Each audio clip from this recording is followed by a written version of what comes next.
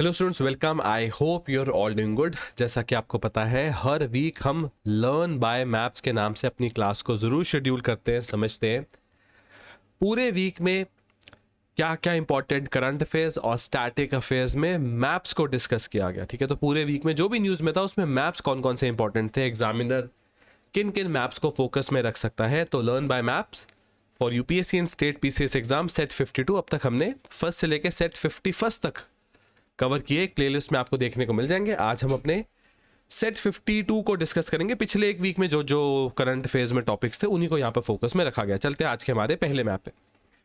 तो recently prime minister ने announce किया ऑलमोस्ट 7,000 करोड़ का काजीरंगा कॉरिडोर प्रोजेक्ट। तो अगर आप देख सको, असम में आपको देखने को मिलेगा Kaziranga national park on the banks of Brahmaputra river.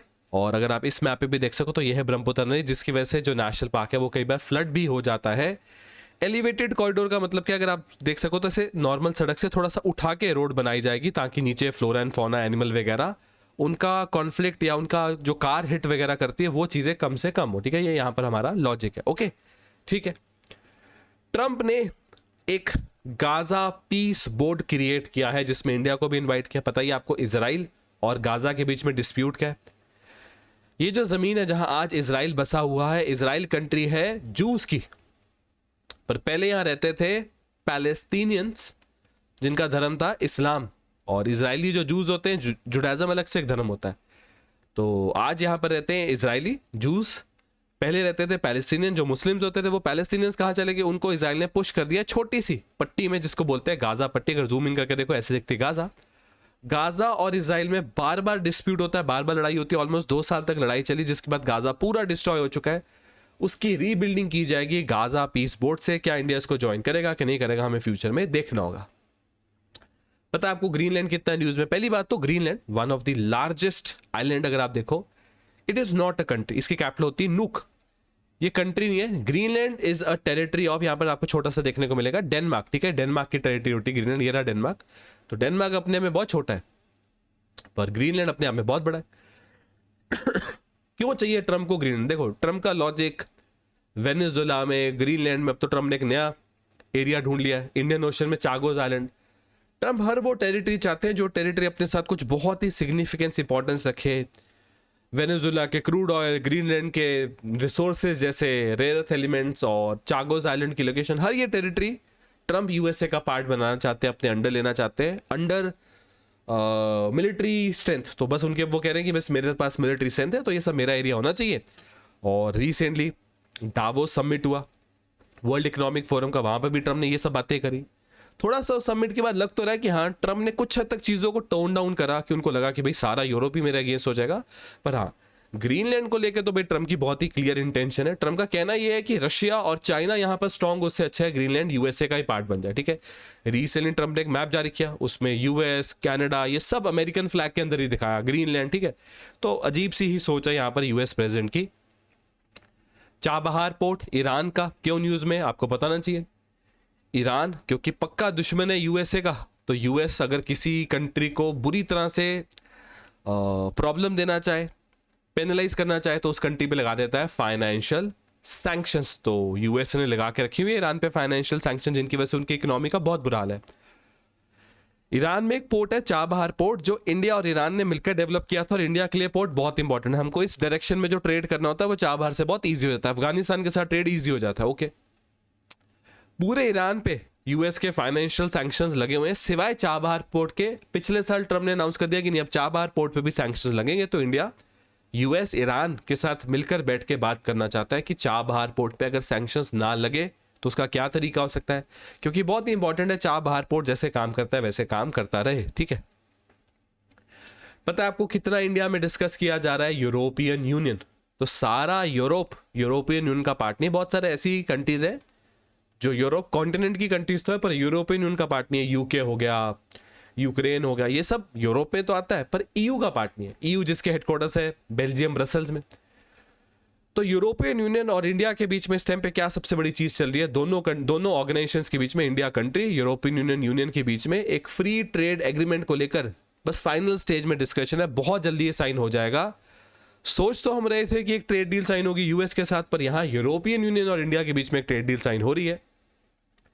क्यों इसको बाकी ट्रेड डील्स के मुकाबले बड़ा माना जा रहा है? हमने तो ऑस्ट्रेलिया के साथ भी ट्रेड डील करी, यूके के साथ करी, यूएई के साथ करी, न्यूजीलैंड, ओमान, पर ये बड़ी क्यों? क्योंकि इंडिया में आपको पॉपुलेशन देखने को मिलेगी 140 करोड़, और जिन कंट्रीज के साथ हमने अब तक ट्रेड डील करी, किसी में कुछ लाख, किसी में कुछ करोड़, यहां पर आपको पॉपुलेशन अच्छी देखने को मिलेगी। ऑलमोस्ट है 50 से 55 लाख करोड़ के आसपास की पॉपुलेशन है।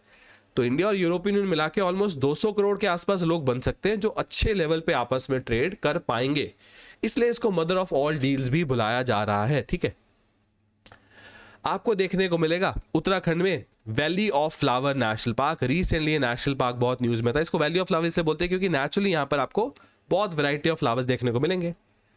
ये नेशनल पार्क जो 1982 में स्टैब्लिश हुआ था उत्तराखंड के चमोली में। न्यूज में क्यों था? यहाँ पर इस पार्क में जगह जगह फॉरेस्ट फायर्स लगी थी, जिसके लिए उत्तराखंड की सरकार इंडियन एयरफोर्स की मदद चाहती थी कि आप आके हेल्प करो, क्योंकि फायर ब्रिगेड वगैरह भेजना ऐसे टेरेन में बहुत डिफिकल्ट है। तो इंडियन एयरफोर्स आके इंटरवीन करे और जहां जहां भी आग वाली सिचुएशन है उसको हम कंट्रोल में ला सके। ठीक है, आप बाकी नेशनल पार्क देख सकते हो, ग्रेट हिमालयन, राजाजी, सारे सर इसका सारे इंपॉर्टेंट नेशनल पार्क्स को एक बार पॉज करके जरूर देख सकते हो। ठीक है, ईरान बहुत न्यूज में था, एक तो मैंने आपको यहां पर बता ही दिया चाबहार की वजह से। एक ईरान में ना पिछले कई वीक्स लगातार बहुत बड़े स्केल पे हुए प्रोटेस्ट, और यूएसए को लगा सही टाइम है, ईरान में प्रोटेस्ट तो हो ही रहे हैं। प्रोटेस्ट क्यों हो रहे थे? ईरान के लोगों ने बोला फाइनेंशियल हालत कंट्री की बहुत खराब है। आपको पता होगा इनकी दो करेंसीज है, रियाल और टोमान, दोनों ही बहुत बुरी तरह से गिरे। तो प्रोटेस्ट हो रहा था, यूएसए को लगा सही टाइम है, प्रोटेस्ट तो हो ही रहा है, क्यों ना हम ईरान की पूरी सरकार ही गिरा दे, क्यों ना एक रिजीम चेंज कर दे।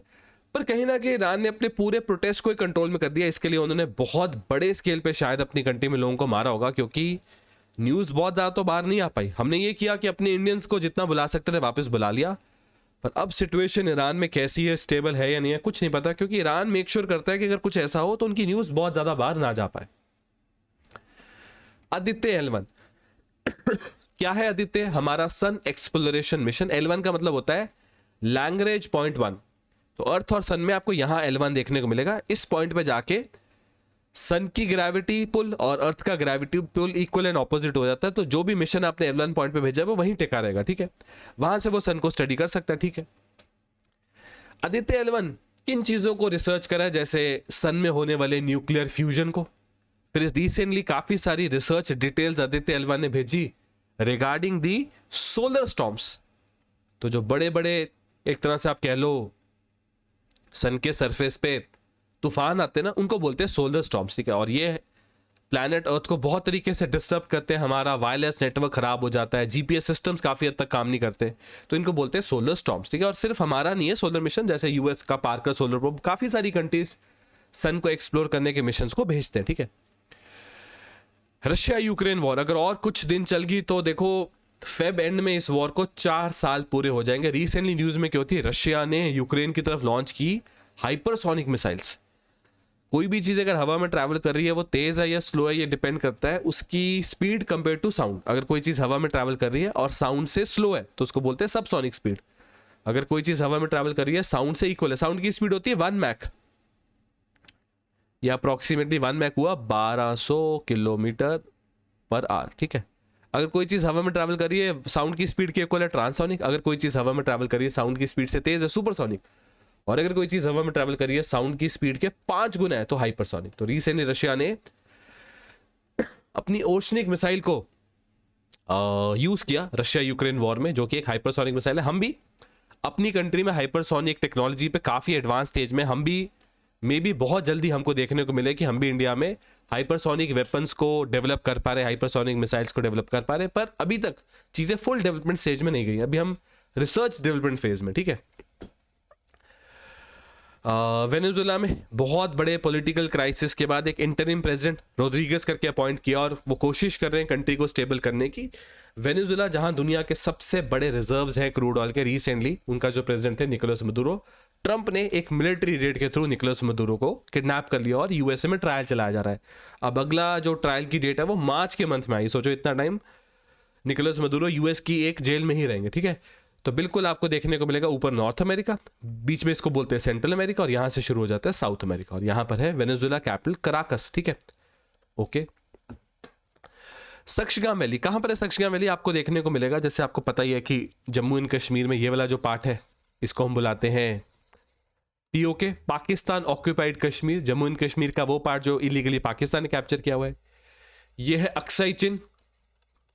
जम्मू एंड कश्मीर का वो पार्ट जो इलीगली चाइना ने ऑक्यूपाई किया हुआ है, या लद्दाख का वो पार्ट जो इलीगली चाइना ने ऑक्यूपाई किया हुआ है। इस लाइन का नाम है लाइन ऑफ कंट्रोल, जिसके बाद पीओके शुरू होता है एलओसी, और इस लाइन का नाम है लाइन ऑफ एक्चुअल कंट्रोल, जिसके बाद शुरू होता है अक्साई चिन। यहां पर ये हिस्सा है जो है इसका नाम है सक्शगाम वैली। ये पहले इलीगली पार्ट था पीओके का, और 1963 में पाकिस्तान ने सक्शगाम वैली का इलीगल कंट्रोल दे दिया था चाइना को। और आपको पता होगा एक रोड के बारे में, CPEC, China Pakistan economic corridor, ये जो रोड है ना, ये सक्शगाम वैली में से निकल के जाती है। इसलिए इंडिया ना सीपेक को मानता है, ना चाइना के बेल्ट एंड रोड इनिशिएटिव को मानता है, और सक्शगाम वैली आज भी इंडिया का पार्ट है। ये चीज इंडिया क्लियर कर चुका है। इस पे रिसेंटली चाइना की भी स्टेटमेंट आई, तो चाइना तो ऑफकोर्स काउंटर ही करेगा कि नहीं, सक्शगाम वैली इंडिया का पार्ट नहीं है। पर हम इस चीज को लेकर बिल्कुल क्लियर है कि इलीगली जो सक्शगाम वैली और पीओके या अक्साई चिन, ये तीनों इलीगली पाकिस्तान और चाइना ने ऑक्यूपाई करके रखे हैं। Technically all three regions are part of India. बहुत बार हम बात करते हैं chicken neck, China chicken neck को लेकर स्टेटमेंट्स देता है, हम चिकन नेक पे अपनी सिक्योरिटी प्रेजेंस बढ़ाते हैं। टेक्निकली इसको बोलेंगे चिकन नेक। ये बिहार और वेस्ट बंगाल के बाद जब आप एंटर करो वो नॉर्थ ईस्ट की तरफ, इसको बोलते हैं चिकन नेक, ठीक है। तो कुछ हफ्ते पहले वहाँ पर आर्मी ने अपनी गैरिसन्स बढ़ाई थी, बीएसएफ ने वहाँ पर फेंसिंग और ज़्यादा स्ट्रॉन्ग कर दी, क्योंकि हम चाहते हैं इस एरिया को ज़्यादा से ज़्यादा सिक्योर रखें। एक तरफ नेपाल, फिर बांग्लादेश, एक तरफ भूटान, हम इस एरिया को ज़्यादा से ज़्यादा सिक्योर रखना चाहते हैं, ठीक है। रिसेंटली डोनाल्ड ट्रंप ने यूएसए को बाहर निकाल दिया इंटरनेशनल सोलर अलायंस से। 2016-17 में इंडिया और फ्रांस ने मिलकर शुरुआत की थी इंटरनेशनल सोलर अलायंस की। इसके हेडक्वार्टर से हरियाणा के गुरुग्राम में। ट्रॉपिक ऑफ कैंसर और ट्रॉपिक ऑफ कैप्रिकॉर्न के बीच की जो कंट्रीज है, इनको बोलते हैं सनशाइन कंट्रीज, जहां धूप अच्छी खासी आती है और यहां पर सोलर एनर्जी बनाने का बहुत ज्यादा पोटेंशियल है। तो हम दुनिया की ज्यादा से ज्यादा कंट्रीज को मोटिवेट करते हैं कि आप आईएसए का पार्ट बनो और सोलर एनर्जी पे शिफ्ट करो। और रिसेंटली यूएस जो पार्ट था, ट्रम्प ने उसको बाहर निकाल दिया। तो अभी इंडिया के ऊपर काफी प्रेशर वाली चीज होगी कि कैसे हम बाकी की दुनिया को कन्विंस रखते कि नहीं, अगर यूएस ने इसको छोड़ भी दिया, आप इसमें इंटरेस्टेड रहो और आप ज्यादा से ज्यादा इन्वेस्ट करो अपनी सोलर एनर्जी पे। और जो ग्लोबल एनवायरमेंट टारगेट्स है उसकी तरफ एक बहुत ही पॉजिटिव स्टेप है आईएसए। ठीक है स्टूडेंट्स, इसके साथ आज की इस क्लास में जितने मैप्स करंट स्टैटिक की न्यूज में इंपॉर्टेंट थे, मैंने आपके साथ सभी डिस्कस किए। मिलेंगे हम अपनी नेक्स्ट वीक अपने नेक्स्ट सेट में। तब तक के लिए thank you and have a very successful day. Thank you students, thank you.